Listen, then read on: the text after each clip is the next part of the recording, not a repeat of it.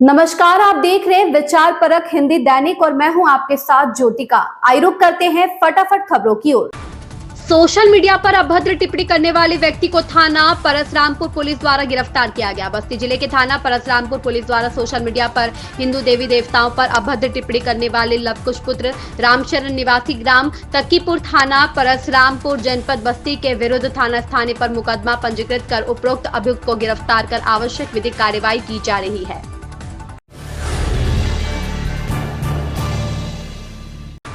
DIG ने जन समस्या सुनकर निस्तारण के लिए दिया दिशा निर्देश। बस्ती परिक्षेत्र के पुलिस उप महानिरीक्षक दिनेश कुमार पी ने मंगलवार को परिक्षेत्रीय कार्यालय में जन समस्या सुनकर उसके निस्तारण के लिए पुलिस अधिकारियों को आवश्यक दिशा निर्देश प्रदान किया है। उन्होंने कहा है कि जन समस्या का निस्तारण गुणवत्तापूर्ण ढंग से किया जाए। पुलिस का प्रयास रहे कि थाने पर पहुंचने वाले पीड़ितों को एक ही बार में न्याय मिल जाए, जिससे पीड़ितों को बार बार दौड़ना न पड़े। अजय कुमार पांडे ने कहा कि ट्रांसजेंडर डे पर तृतीय लिंग पहचान प्रमाण पत्र का वितरण किन्नर समाज को मुख्य धारा में मिले सम्मान।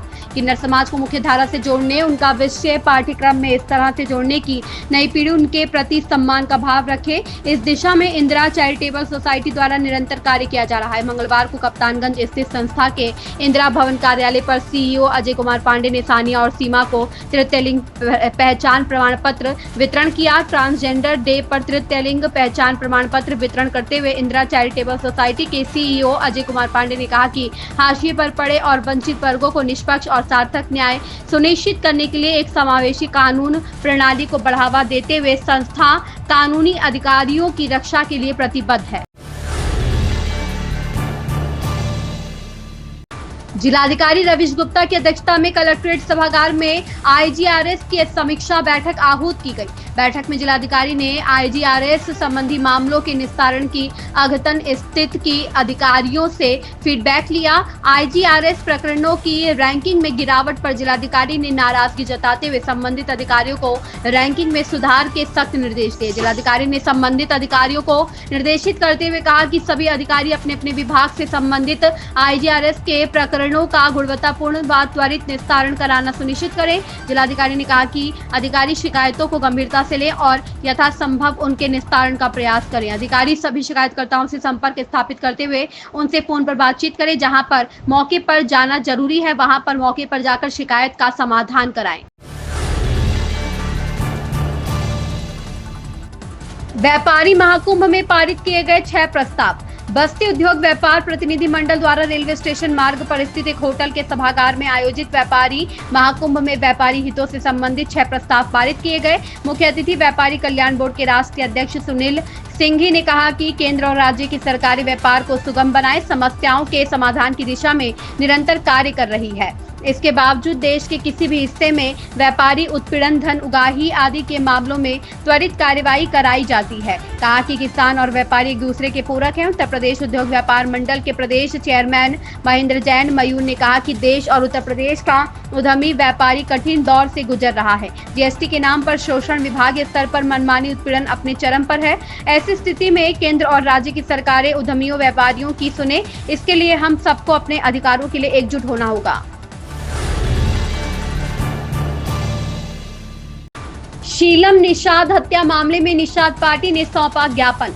परिजनों को 50 लाख की आर्थिक सहायता, एक सरकारी नौकरी देने की मांग। निषाद पार्टी बस्ती के जिलाध्यक्ष संगठन संदीप कुमार निषाद ने शीलम निषाद के परिजनों के साथ डीएम को संबोधित ज्ञापन प्रशासनिक अधिकारी को सौंपा। मांग किया कि कप्तानगंज थाना क्षेत्र के महादेवा पचौड़ा निवासिनी शीलम निषाद की हत्या शव को गैर जनपद फेंक देने के मामले में दोषियों के विरुद्ध कड़ी कार्रवाई, आपराधिक धाराओं को बढ़ाए जाने के साथ ही दुखी परिवार को 50 लाख रुपए की आर्थिक सहायता और परिजनों को एक सरकारी नौकरी दिए जाने की मांग किया।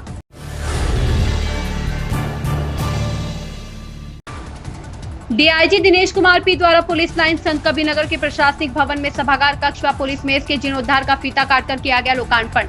पुलिस उप महानिरीक्षक बस्ती परिक्षेत्र दिनेश कुमार पी द्वारा पुलिस अधीक्षक संत कबीरनगर सत्यजीत गुप्ता की उपस्थिति में रिजर्व पुलिस लाइंस के प्रशासनिक भवन में भव्य व मॉडर्न सभागार कक्ष व मेज के जीर्णोद्धार का फीता काटकर लोकार्पण किया गया। इस अवसर पर किए गए सर्वोत्तम आधुनिक सुविधाओं से युक्त सभागार कक्ष व पुलिस कर्मियों की सुविधा व सेहत को उत्तम रखने के दृष्टिगत पुलिस मेज के सौंदर्यीकरण व उपलब्ध सेवाओं का विस्तार करते हुए कम समय में आटा गूंथने की ऑटोमेटिक मशीन लगाई गई है, जिससे पुलिस कर्मियों को समय पर पौष्टिक भोजन उपलब्ध हो सकेगा। साथ ही बैठकर आरामदायक तरीके से भोजन करने हेतु लगाई गई मेज व कुर्सियों की भव्यता पर पुलिस अधीक्षक संत कबीरनगर व उनकी टीम द्वारा किए गए कार्यों पर बधाई देते हुए सराहना की गई।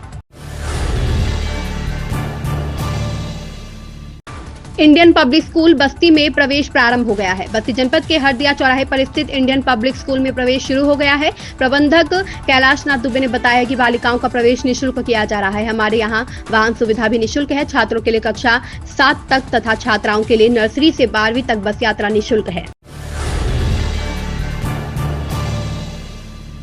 श्री राम पब्लिक स्कूल में प्रवेश प्रारंभ हो गया है। श्री राम पब्लिक स्कूल श्री रामनगर पुराना डाकखाना सिविल लाइन बस्ती में प्रवेश के लिए संपर्क करें।